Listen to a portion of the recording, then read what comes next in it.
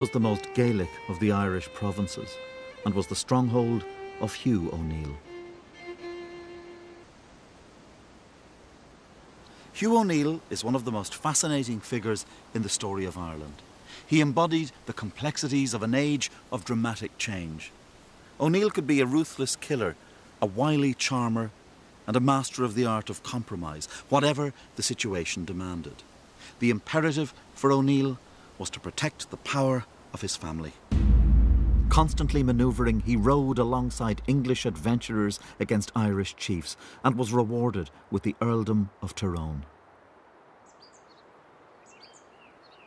He was a man who did his best to fit in with the English system. For much of his career, the odds were on going with the Elizabethan project of the extension of English laws, English systems of administration, and English systems of landholding. The difficulty is that once you commit to this English deal, you make enemies. And those enemies will increasingly come from the ranks of the adventurers, envious of his position and lands. O'Neill is caught in a rapidly changing world. The English with whom he tried to make a deal are advancing inexorably. And so he makes a momentous decision. No longer will the Earl of Tyrone be an enforcer for the crown. He will turn against Elizabeth. In 1595, O'Neill allied himself with the powerful chieftain Red Hugh O'Donnell and prepared for war.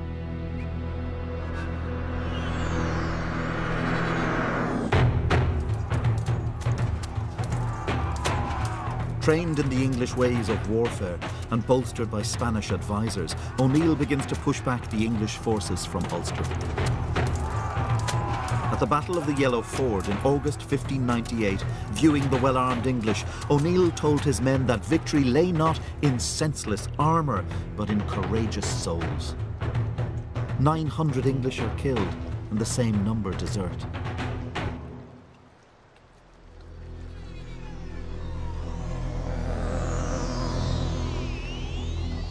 As the war ground on, a furious Elizabeth rounded on her commander for his failure to stop O'Neill. It must be the Queen of England's fortune, she declared, to make a base cur to be accounted so famous a rebel. Little do you know how he hath blazed in foreign parts the defeats of regiments, the death of captives, and the loss of men of quality.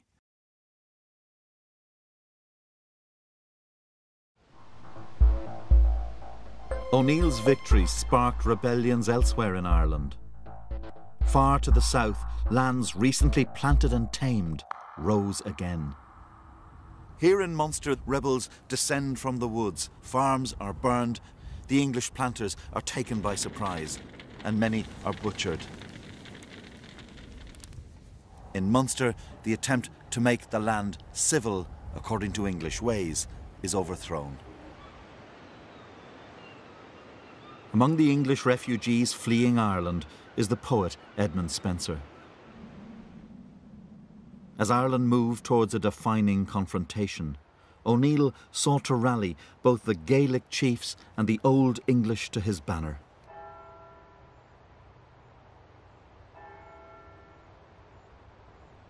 Hugh O'Neill sought a unifying cause, but how was he going to achieve that in a country where lords squabbled and provinces were disunited? He turned to the one unifying symbol in all the existing varieties of Irishness, the Catholic religion. From now on, Hugh O'Neill's struggle for power against the English would be characterised as a battle for faith and fatherland.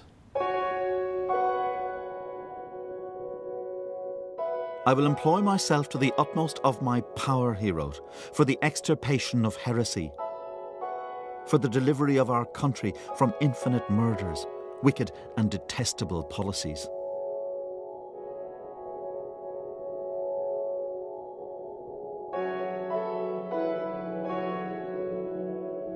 The English regarded O'Neill's militant piety as a cynical ploy. when the Earl of Essex met him during peace negotiations, he remarked, "Hang thee up, thou carest as much for religion as my horse." But O'Neill had made an extraordinary connection, one that would resonate through Irish history, between religion and Irish identity.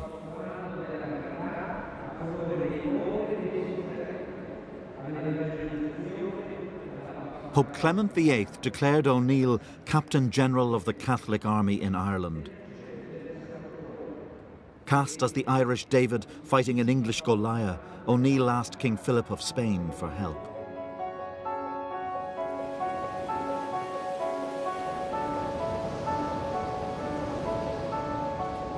The Spanish could see the value in tying down a large English force in Ireland. But Philip would prove a cautious ally. He instructed his secretary to see what is the very smallest aid that will be needed. If it be so small that we can give it, we will help them. On the morning of September 21st, 1601, a Spanish fleet of 33 ships carrying 4,500 soldiers appeared here off the coast of Cork, bearing down on the town of Kinsale. But from the beginning, the expedition was dogged by bad luck. The army they'd come to meet was waiting far to the north in Ulster. The Spanish had landed in the wrong part of Ireland.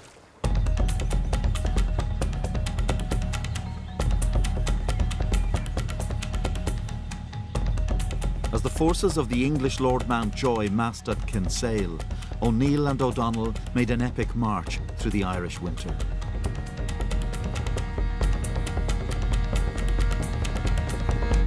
The English had by now massed around 6,000 troops at Kinsale. They besieged the Spanish and waited months in horrendous conditions for the Irish to arrive. The phrase turning point is one that swirls promiscuously through Irish history, usually summoned up by one side or the other to make a political point.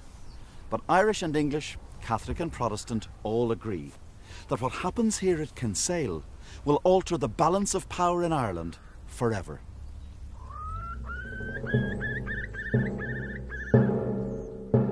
By dawn on Christmas Eve, 1601, the two sides are ready for battle. The Spanish and Irish have amassed a force of 9,500 men against an English army weakened by disease to around 6,000. Hardened by relentless war, the Irish are tough fighters.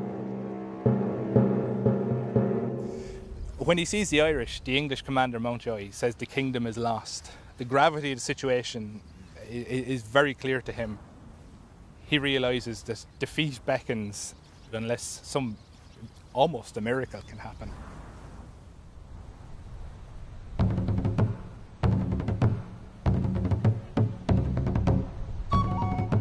But O'Donnell, who'd marched separately from O'Neill, became lost and failed to make his rendezvous.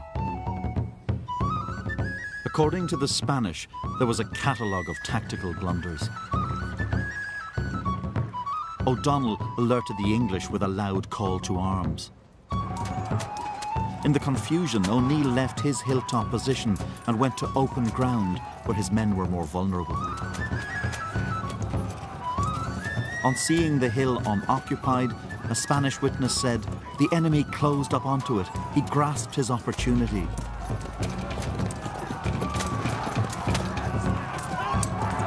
The English cavalry now charged downhill at O'Neill's men.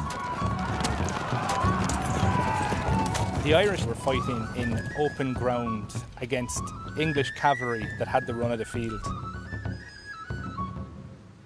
The Irish had never really been in that situation before. But what it essentially comes down to at the end of the day is that the English had stirrups. The fact that the English soldiers had stirrups meant that they could drive home a charge with a lance, because a stirrup takes the shock. You don't get knocked off the back of the horse. Whereas Irish had shorter horses, they carried their lances over arm, but although it gave them extra manoeuvrability, it meant that they couldn't charge another body of horse. So the fate of Ireland hung on a stirrup? More or less, yes. According to the Spanish eyewitness, 800 men were killed in the rout. Most of the Irish survivors made for Ulster, while the Spanish sailed home. The Irish should have won the Battle of Kinsale. There's no question of it. But they don't. Circumstances go against them, and the entire course of Irish history is altered as a result. For the Spanish, Kinsale was a military fiasco, and they would never intervene in Ireland again.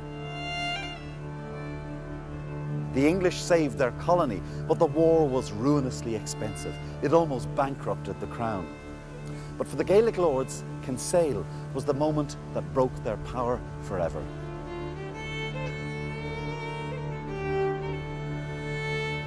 Mountjoy laid waste to O'Neill's lands in Ulster.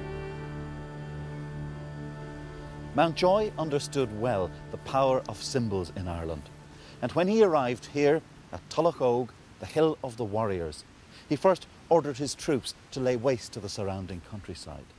They then came here and shattered the stone upon which generations of the O'Neills had been crowned.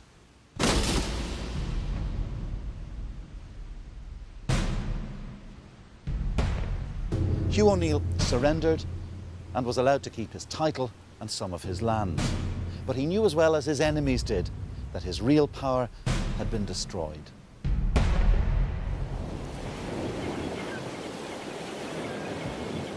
On the 14th of December 1607, O'Neill and O'Donnell and their families left Ulster for Europe.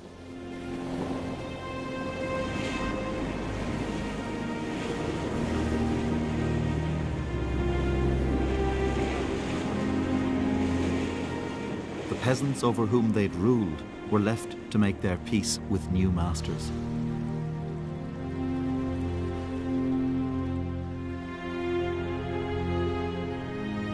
Hugh O'Neill died in exile in Rome 9 years later, still dreaming of leading an invasion of his homeland.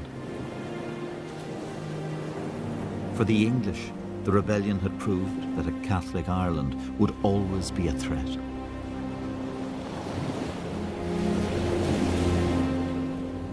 The flight of the Earls is one of the most romanticised images in Irish history. But now that they were gone, the question was, what would replace them?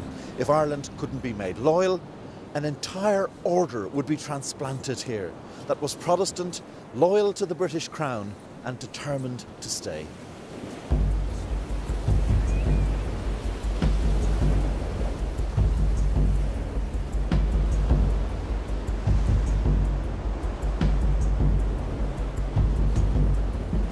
The death of the old order would give birth to a new age.